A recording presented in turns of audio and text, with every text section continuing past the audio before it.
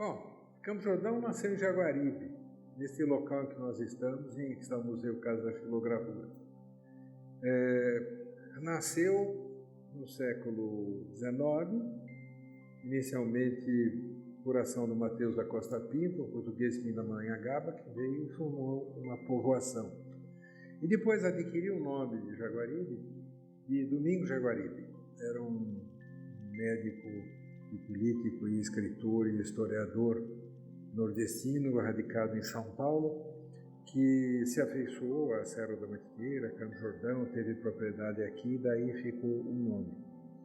Aqui tivemos a primeira capela, tivemos a primeira escola e tivemos o primeiro hotel de Campos do Jordão. Sendo que esse primeiro hotel se chamou Hotel Melo, porque o dono chamava-se Graça Melo, foi no terreno onde está hoje a Casa da Xilogravura. Era um prédio de madeira, de 2 andares, assobradado, e depois deixou de ter atividade, se desativou, quando a propriedade em seguida foi comprada em 1926 por aí por um homem de São Paulo, um empresário, que veio para Campos do Jordão, Afonso de Oliveira Santos, porque tinha ficado tuberculoso. E ele era construtor, loteador em São Paulo, etc. E ia ficando aqui para se tratar, ele acabou também construiu essa casa para ele, construiu outras aqui na Rua de Fronte, que se chama Rua Célia. Por sinal, a Rua Célia chama-se Célia porque uma das 4 filhas do Afonso de Oliveira Santos se chamava Célia. E quando ele comprou, quando eu levantei as escrituras desse imóvel, quando eu comprei, eu vi que quando ele comprou ainda existia no terreno um remanescente do hotel, mas arruinado. O prédio já estava em fim de viabilidade. Ele derrubou e fez o prédio que existe hoje, ou pelo menos uma primeira parte do prédio que existe hoje, e depois houve outras construções que nós acrescentamos. E o museu começou aqui mais ou menos por acaso. Eu comprei, na verdade, esta casa em 1977 para 78 para morar. Eu era professor em São Paulo, na USP, na Casper Libero, e tinha sido até então advogado, aí deixei de advogar e resolvi, eu sempre fui apaixonado por Campos do Jordão desde menino. Então eu resolvi vir morar aqui. E eu precisava de um prédio que tivesse um pé direito, alto, que fosse grande, para abrigar a minha biblioteca. E esse aqui veio a calhar. Era um prédio que o Afonso, depois de curado, etc., tinha vendido para as Irmãs Beneditinas. Aqui foi o Mosteiro de São João das Irmãs Beneditinas e foi delas que eu comprei. E para justamente colocar a biblioteca. Passados anos, eu que quando era menino tinha estudado artes clássicas, resolvi fazer um curso de xilogravura, porque eu gostava muito de xilogravura, mas gostava de ver, não é? Ainda nunca tinha feito. Aí resolvi fazer um curso de xilogravura, fiz no Liceu de Artes e Ofícios. Naquele tempo, inclusive eu advogava, eu ia ao liceu fazer aula de xilogravura, de paletó, gravata, colete, mas naquele tempo as minhas mãos não estavam velhas, estavam mais precisas e eu não me sujava, apesar de com essa indumentária.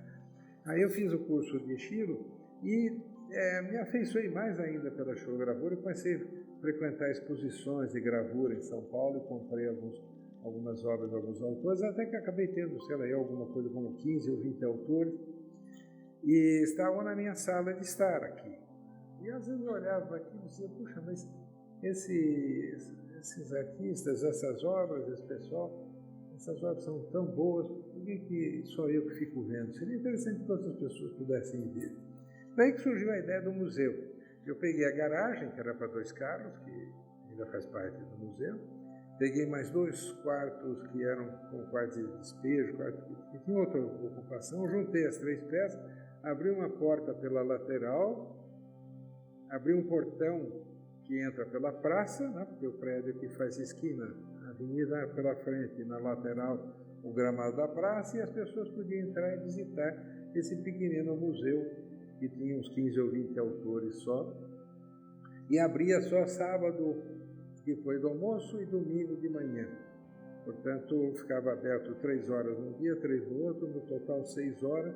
Então, eu tinha uma funcionária, uma só, e ela trabalhava até como bico, ela vinha para ter um segundo salário, porque ela era bibliotecária da prefeitura. Só que depois o museu foi crescendo, isso foi há quase 30 anos atrás. Em 2017, o museu vai completar 30 anos, porque ele abriu as portas em 1987. Ao longo desse tempo, ele foi crescendo. E foi crescendo o prédio também, porque o museu nunca fica pronto, sempre há coisas novas que a gente quer fazer. Agora mesmo, por exemplo, fui buscar uma exposição no museu que estava no Peru, tinha sido levada por um pessoal da Embaixada do Peru para lá, e eu fui lá para fazer uma palestra, no encerramento da exposição, e trazer as gravuras. No caminho, trouxe gravuras de mais 3 peruanos, passei pelo Chile de mais 3 chilenos que eu não tinha. Enfim, o museu vai sempre crescendo. Então, houve a construção de outros prédios. Esse que nós temos, por exemplo, foi totalmente construído já para ser museu. O último anterior que fizemos foi um anexo para a biblioteca do museu e assim sucessivamente. Quer dizer, o museu foi crescendo a partir daquele núcleo inicial que era a casa que as beneditinas usaram, que o Afonso de Oliveira Santos tinha construído. Apenas por curiosidade, esse Afonso de Oliveira Santos construiu a casa contratando como empreiteiro, como construtor, foi o Floriano Pinheiro, que deu o nome à estrada de rodagem que chega hoje a Campos do Jordão. Então, o museu está muito intimamente ligado à história de Campos do Jordão, em especial no nascedouro dela. E acho que isso resultou em um bom resultado para o museu, bons ares, bons eflúvios, boas influências, porque o museu cresceu. De 3 salas que tinha, hoje tem 30 abertas ao público. De 15 autores que tínhamos, hoje temos cerca de 1.000 autores na coleção, entre brasileiros e estrangeiros. Esta sala é uma sala de artistas estrangeiros. Mas temos uma característica com relação aos artistas brasileiros que é única nos museus brasileiros. Qualquer visita que a pessoa faça a esse museu, qualquer dia que ela venha, ela vai ter a oportunidade de ver a história da xilo brasileira quase completa, porque nós temos artistas, né, de todas as fases da evolução da xilogravura no Brasil, o que não se encontra em outro lugar. Há museus que têm belas coleções de gravuras, por exemplo, a Pinacoteca do Estado é uma belíssima coleção. Mas há 2 diferenças entre esses museus como a Pinacoteca e o nosso. Na Pinacoteca, o foco não é especificamente a xilogravura. Então, há um leque de gravuras de diferentes tipos, o que acaba acarretando uma descontinuidade, quer dizer, de repente eles têm tudo que o Marcelo Grassmann fez, porque ele ganhou um prêmio do Estado, no tempo da Abel Sodré, o governo comprou todas as gravuras, tudo que ele tinha feito na vida. Mas em compensação, ou desafortunadamente, pelo contrário, pode não ter de 10 ou 15 ou 20 outros autores, compreende? Porque o nosso objetivo é concentrar tudo que se pode sobre xilogravura brasileira aqui. Com relação aos outros países, é claro que não temos essa pretensão. Nós nunca vamos ter todos os chineses, nós nunca vamos ter todos os ingleses e assim por diante. E por isso, inclusive, nós damos fisicamente menos espaço para os estrangeiros do que mais salas de artistas brasileiros do que estrangeiros. Porque justamente se eu tiro um chinês ou ponho um chinês, não vai mudar nada. Mas se eu tiro um brasileiro ou ponho um brasileiro, eu mudo essa possibilidade, que é única no Brasil, de, numa visita só, o sujeito da história da xilo brasileira. Essa é uma característica básica do nosso museu que o diferencia do restante que existe. Ele está sempre aberto todos os dias da semana, menos terça e quarta. Está aberto quinta, sexta, sábado, domingo e segunda, das 9 da manhã ao meio-dia, das 2 às 5.